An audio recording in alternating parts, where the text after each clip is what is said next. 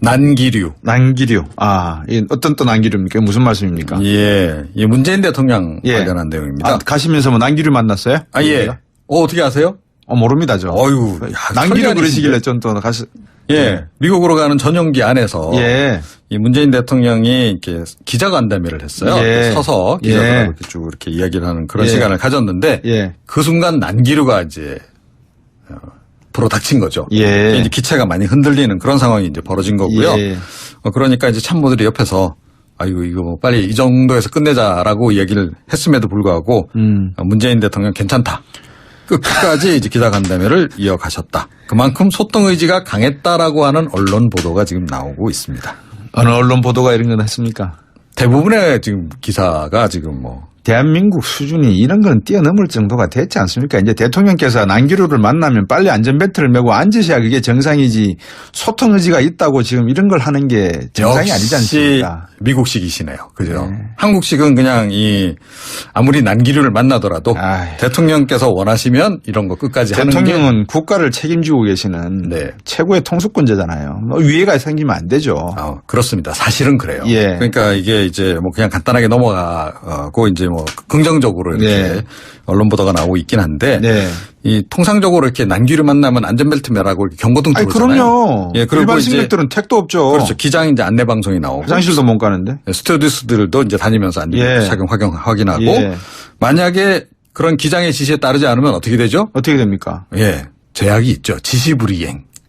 사실은 이게요. 못 타는 겁니까? 뭐 항공보안법에도 규정이 돼 있어요. 그러니까 징역 3년에 3천만 원 이내에 벌금 부과하도록 이렇게 지금 돼 있거든요. 징역까지. 저도 깜짝 놀랐습니다. 찾아보고. 그런데 뭐 이번 같이 이제 뭐 그렇게 심각한 난기류가 아닌 경우에는 이렇게 그냥 넘어가지만 사실은 그걸 알 수가 없잖아요. 이 난기류가 뭐 그냥 사소한 난기류인지 아니면 좀 더 심각한 난기류로 접어드는 초입인지 이건 알 수가 없잖아요. 근데 말씀하는 가운데 의문이 드는 게 보통 저희들이 이제 비행기 타고 가다 보면 대부분 이제 항공기에도 레이더가 달려 있기 때문에 앞에 코 있는 부분에 앞으로 난기류가 예상되니 안전벨트 매십시오라고 기장의 안내 방송이 스튜어디스한테 전달이 되고 스튜어디스가 반드시 해주게 돼 있거든요. 그렇죠. 그러고 나면 보통 이제 흔들리죠. 근데 이 경우에는 그게 없었나요? 갑자기 그냥 확 온 건가요? 그러진 않았을 것 같아요. 기장으로서는 뭐 할 그 의무를 다하지 않았을까 하는 생각이 들긴 합니다만. 뭐 이건 확인이 안 되니까. 뭐 이건 아니니까 천만 다행인데 저는 대통령이라는 그 지위에 걸맞게 경호라든지 여러 가지 임무가 이루어져야 되기 때문에 드렸던 말씀이고요. 뭐 소통 의지도 좋지만 대통령께서의 위치가 단순히 개인이 아니다라는 점, 국가라는 점도 이해를 하셨으면 좋겠다는 거고 한미 관계는 어떻습니까 그러면? 한미 관계도 좀 난기류가 형성됐다라고 하는 분석이 많죠.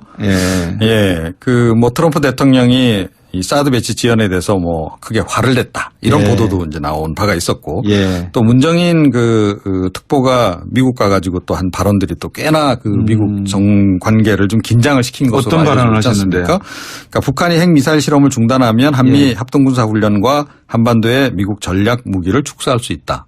는 발언이었는데요. 그러니까 지금 대북 제재 국면에서 이런 얘기는 너무 섣부른 얘기 아니냐라고 하는 얘기와 더불어서 이건 문재인 대통령 생각 맞느냐라고 해서 미국 쪽에서 굉장히 긴장을 하기도 했습니다. 그래서 워싱턴 포스트가 안 그래도 27일자 보도를 내놨는데요. 이게 좀 시진핑 주석이라든가 아베 총리 때하고는 좀 다르다. 그러니까 플로리다에 보통 본인이 그 소유한 그 마라나고 리조트로 초대를 해서 보통 만찬다고 뭐 골프도 치고 그러지 않았습니까? 그렇습니다. 그러니까 그런 것도 이번에 없다라는 걸 지적을 하면서 이 상당히 힘든 정상회담이 될 것 같다라고 관측 기사를 내놓은 바도 있긴 합니다. 제가 이 스튜디오에서 내릴 때 오프닝 쓰고 있을 때 YTN 화면에 흥남 뭐 철수 이야기가 쭉 나오는 것 같은데 어떤 이야기였습니까? 지금 그러다 보니 그러니까 이 문재인 대통령이 트럼프 이 대통령하고 약간 좀 개인적인 친분을 다질 만한 뭔가 이렇게 포인트가 없는 거죠. 난기류 상에 그런 걸 돌파하기 위해서는 뭐 약간 그런 게 좀 필요할 수도 있는 거 아니겠습니까? 자, 그래서 이제 찾은 그 포인트가 아마 이거 같아요. 흥남 그 철수 피난민의 아들이지 않습니까? 그래서 이제 미국 방문 첫 일정이 장진호 전투 기념비 방문이었죠. 그러니까 뭐 장진호 전투 자체가 이게 흥남 철수 작전 아닙니까? 그 얘기를 이제 하면서 그때 이제 그 철수했던 그 배, 우리 피난민들을 실었던 그 빅토리아호 얘기를 하면서 그때 빅토리아에 오른 피난민 중에 저희 부모님도 계셨다. 만약에 그때 그 작전 성공하지 않았더라면 오늘의 저도 없었을 거다. 이렇게 상당히 그 감성에 호소하는. 그래서 미국의 그 전직 해병대 출신들은 굉장히 감동을 많이 받았다 하는 얘기도 좀 들어와 있습니다. 아, 예, 그렇군요. 장진호 전투에서 흥남 철수를 하고 상당히 감에도 젖은 건 이해가 되는데 문제는 이제 그런 감성이 아니라 미국 사람들은 감성을 별로 중요시 안 하거든요. 실질적인 딜이 중요한 거죠. 감성도 감성인데 그런데 이제 딜은 딜이다. 그럼요. 라고 하는 거죠. 그 사람들. 어떻습니까? 지금 협상은 어떻게 되는 겁니까? 그것까지 이제 제가 예단하기는 좀 어려운데요. 그러니까 조금 전에 워싱턴 포스트 기사 제가 말씀드렸잖아요. 지금 여러 가지 지금 약간 난제들이 많잖아요. 사드 배치 문제도 있고. 그렇죠. 한미 FTA도 있고. 그렇죠. 게다가 이제 트럼프 대통령이 한미 FTA 문제도 계속 얘기를 조금 전에 말씀하신 그 부분이 사실은 가장 큰 문제예요. 그러니까 지금 아베 총리가 미국 갈 때 미국에 대해서 500조 이상 투자 계획을 들고 간 거라든가 또 시진핑 주석이 미국 가서 정상회담할 때 100일 계획 이런 걸 갖고 간 이유가 뭐냐. 미국의 지금 무역 역조가 굉장히 심하다 보니 이제 그 부분을 어떻게 보면 달래기 위해서 그런 카드를 들고 간 거 아니겠습니까? 그래서 문재인 대통령 같은 경우에 이제 그만한 정도의 카드가 사실은 마땅히 없잖아요. 그거보다는 오히려 지금 사드 배치에 대해서는 여러 가지 절차적 문제도 제기해 놓은 상태고 이 한미 FTA에 대해서도 지금 재협상 기본적으로는 불가라고 하는 그런 생각을 가지고 있기 때문에 그래서 지금 과연 선물도 마땅히 없고 또 여러 가지 주문 사항만 많은 상황에서 이 협상이 그렇게 순탄하게 갈 수 있을까라고 하는 이제 그런 의구심이 많이 지금 제기가 되고 우리 있는 거죠. 문재인 대통령의 비전이나 나름대로의 생각이 있으실 테니까 또 옆에 있는 참모들이 또 훌륭한 분들이 많이 가셨으니까 충분히 좋은 결과 가지고 오시겠죠. 시진핑의 100일은 트럼프가 당한 걸로 제가 그렇게 알고 있습니다. 결과적으로 당한 거죠. 결과적으로 당한 거죠. 오늘 말씀 여기까지 듣겠습니다. 감사합니다. 안기류 상해 그런 걸 돌파하기 위해서는 약간 그런 게 좀 필요할 수도 있는 거 아니겠습니까? 자, 그래서 이제 찾은 그 포인트가 아마 이거 같아요. 흥남 그 철수 피난민의 아들이지 않습니까?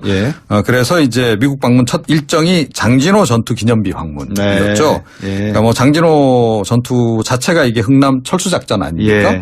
그 얘기를 이제 하면서 그때 이제 철수했던 배, 우리 피난민들을 실었던 그 빅토리아호 얘기를 하면서 그때 빅토리아에 오른 피난민 중에 저희 부모님도 계셨다. 만약에 그때 그 작전 성공하지 않았더라면 오늘의 저도 없었을 거다. 이렇게 상당히 감성에 호소하는. 그래서 미국의 전직 해병대 출신들은 굉장히 감동을 많이 받았다 하는 얘기도 좀 들어와 있습니다. 아, 그렇군요. 장진호 전투에서 흥남 철수를 하고 상당히 감에도 젖은 건 이해가 되는데 문제는 이제 그런 감성이 아니라 미국 사람들은 감성을 별로 중요시 안 하거든요.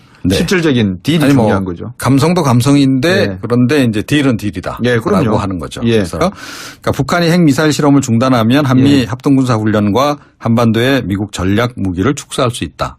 는 발언이었는데요. 그러니까 지금 대북 제재 국면에서 이런 얘기는 너무 섣부른 얘기 아니냐라고 하는 얘기와 더불어서 이건 문재인 대통령 생각 맞느냐 라고 해서 미국 쪽에서 굉장히 긴장을 하기도 했습니다. 그래서 워싱턴 포스트가 안 그래도 27일자 보도를 내놨는데요. 이게 좀 시진핑 주석이라든가 아베 총리 때하고는 좀 다르다. 그러니까 플로리다에 보통 본인이 소유한 말 안 하고 리조트로 초대를 해서 보통 만찬도 하고 골프도 치고 그러지 않았습니까? 그렇습니다. 그러니까 그런 것도 이번에 없다라는 걸 지적을 하면서 이 상당히 힘든 정상회담이 될 것 같다라고 관측 기사를 내놓은 바도 있긴 합니다. 제가 이 스튜디오에서 내릴 때 오프닝 쓰고 있을 때 YTN 화면에 흥남 철수 이야기가 쭉 나오는 것 같은데 어떤 이야기였습니까? 지금 그러다 보니 그러니까 이 문재인 대통령이 트럼프 이 대통령하고 약간 좀 개인적인 친분을 다질 만한 뭔가 이렇게 포인트가 없는 거죠. 난기류.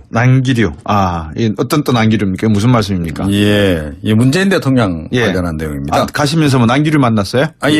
어떻게 아세요? 모릅니다, 저. 난기류 그러시길래 전 또 미국으로 가는 전용기 안에서 이 문재인 대통령이 이렇게 기자간담회를 했어요. 서서 기자들하고 이렇게 쭉 이렇게 이야기를 하는 그런 시간을 가졌는데 그 순간 난기류가 이제 앞으로 닥친 거죠. 예. 이제 기체가 많이 흔들리는 그런 상황이 이제 벌어진 거고요. 예. 그러니까 이제 참모들이 옆에서 아이고 이거 빨리 이 정도에서 끝내자라고 얘기를 했음에도 불구하고 문재인 대통령 괜찮다.